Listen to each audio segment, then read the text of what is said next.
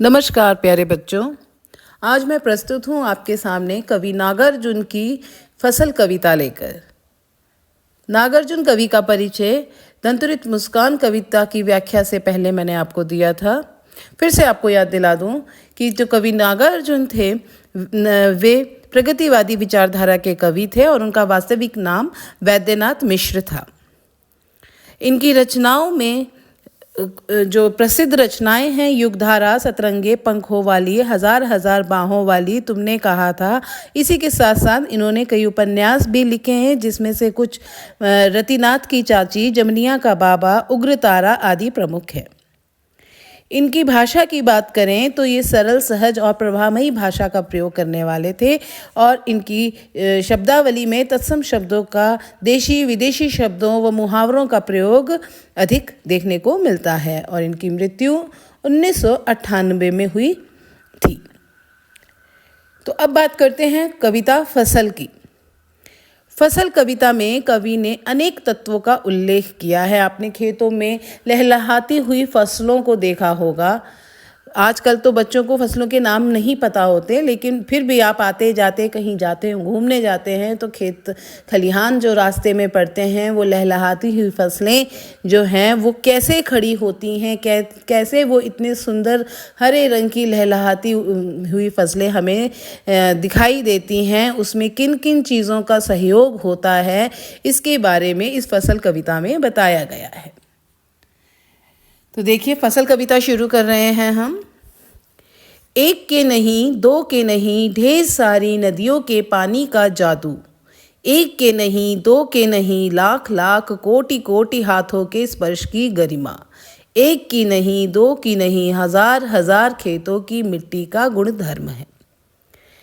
तो जैसे कि मैंने बताया आपको कि इस कविता में फसल के निर्माण में किसान की भूमिका व उसके परिश्रम को बताते हुए मिट्टी, जल, सूर्य, हवा आदि सभी के योगदान को बताया गया है। प्रकृति व मनुष्य के परस्पर सहयोग का ही परिणाम फसल है। तो इन पंक्तियों में कवि जो हैं, नागार्जुन कवि कहते हैं कि फसल को प्रकृति और मनुष्य दोनों के पारस्परिक सहयोग का परिणाम बताया गया है।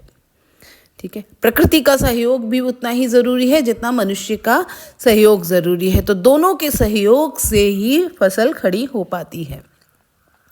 कवि कहते हैं कि फसल को पैदा करने में केवल एक दो नदियों ही नहीं, एक के नहीं, दो के नहीं, ढेर सारी नदियों के पानी का जादू, अर्थात कि एक दो नदियां ही नहीं अपितु अनेक नदियां अपना जल देकर इसकी सिंचाई करती हैं।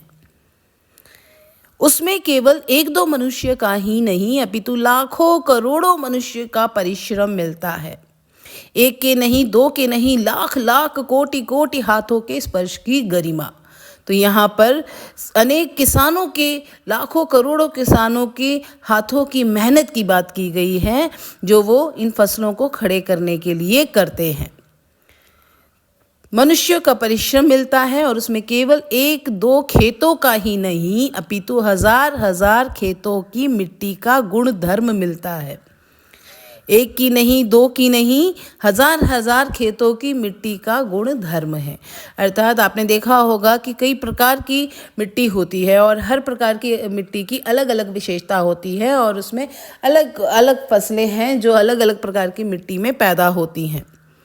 ठीक है, तो वह इसीलिए कहा गया है कि एक की नहीं, दो की नहीं, बल्कि हजार हजार खेतों की मिट्टी का गुण धर्म मिलता है, तब खेतों में लहलहाती हुई फसल पैदा होती है। तो इस प्रकार प्रकृति और मनुष्य दोनों के सहयोग से ही फसल का उत्पादन संभव हो पाता है। ठीक है, तो इन पंक्तियों में क्या बताया? सबसे पहले नदियों के कि एक के नहीं, दो के नहीं, बल्कि अनेक नदियों के पानी जब मिलता है तब जाकर इन फसलों में सिंचाई हो पाती है। ठीक ऐसे ही अनेक प्रकार की फसलें हमारे देश में, पूरे संसार में बोई जाती हैं और उनमें लाखों करोड़ों हाथों के स्पर्श की गरिमा, अर्थात कितने न जाने किसान मिलकर के इन खेतों में मेहनत करते हैं, शुरुआत से लेकर लहलहाती हुई फसलों को खड़ा करने में, तो उन सब के कारण ये फसल पैदा होती है। और वहीं प्रकृति का दोबारा से एक सहयोग आता है कि अलग अलग प्रकार की हज़ारों प्रकार की मिट्टी है और उन हज़ारों प्रकार की मिट्टियों के अलग अलग गुण धर्म हैं, जिनसे मिलकर के ये फसलें पैदा होती हैं, खेतों में खड़ी होती हैं और हमें सुंदर तरीके से लहलहाती हुई नज़र आती हैं। आगे देखें, फसल क्या है? और तो कुछ नहीं है वह, नदियों के पानी का जादू है वह। हाथों के स्पर्श की महिमा है, भूरी काली संदली मिट्टी का गुण धर्म है। रूपांतर है सूरज की किरणों का, सिमटा हुआ संकोच है हवा की थिरकन का। ठीक है, अब यहाँ पर फिर से बताया गया है कि फसल क्या है। हम फसल नाम पढ़ते हैं, शब्द फसल का अर्थ क्या है, उसमें कितना अपार अर्थ छिपा हुआ है, उसके बारे में बताते हुए कवि कहते हैं, संदली यहाँ पर बात की गई है, भूरी काली संदली, यहाँ ये मिट्टियों के प्रकार है। ठीक है, अब देखिए कवि क्या कह रहे हैं। कवि ने इस बात को स्पष्ट किया है कि फसल को पैदा करने में प्रकृति और मनुष्य दोनों का ही सहयोग है।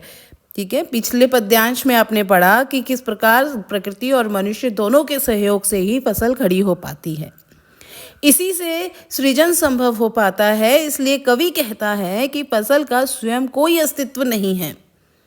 ऐसा नहीं है कि फसल खड़ी हो गई है और बस हमें सुंदर लग रही है, वहीं तक है, नहीं, इसके पीछे कितना लंबी प्रक्रिया है, उस पर ध्यान देना ज़रूरी है, वही महत्व रखता है। इसलिए कवि कहता है कि फसल का स्वयं कोई अस्तित्व नहीं है, वह तो नदियों द्वारा दिए गए उस पानी का जादू है जिससे फसल की सिंचाई हुई थी।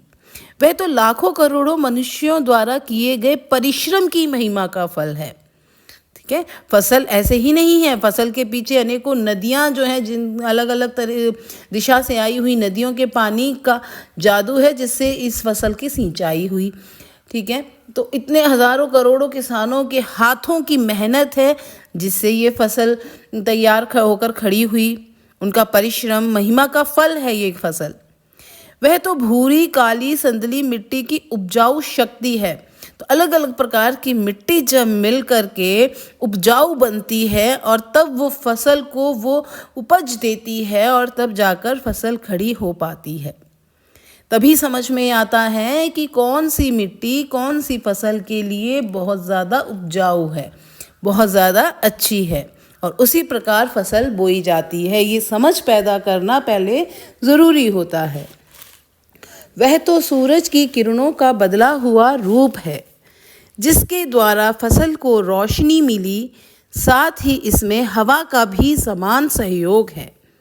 इस प्रकार इन सबके सहयोग से ही खेतों में लहलहाती हुई फसल खड़ी हो पाती है।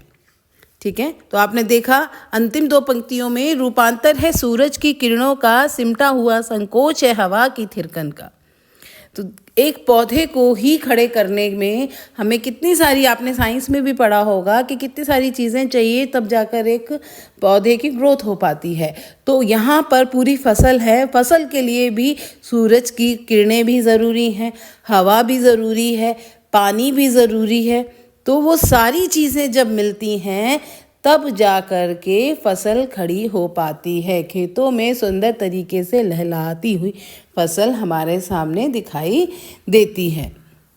ठीक है, तो ये आपकी फसल कविता भी थी।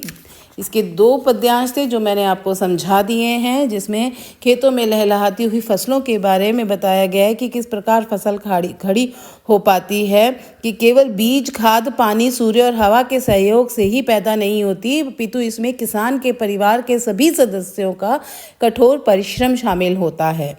उनके कठोर परिश्रम के बिना फसल का उगना तथा फलना फूलना संभव नहीं है। इसलिए उसमें हजारों लाखों व्यक्तियों के परिश्रम को हाथों के स्पर्श की गरिमा कहा गया है। और दोनों चीज़ को, प्रकृति और मनुष्य के सहयोग, दोनों ही चीज़ें एक बराबर उपयोगी हैं फसल को खड़ा करने में। तो ये व्याख्या थी फसल कविता की। आशा करती हूँ आपको समझ में आई होगी। कोई पंक्ति जो नहीं समझ में आई है आप दोबारा वीडियो देखिए, और अगर फिर भी कोई क्वेश्चन रह जाता है जो आपको नहीं समझ में आ रहा है तो आप कमेंट बॉक्स में पूछिए, मैं आपको उत्तर अवश्य दूंगी। धन्यवाद।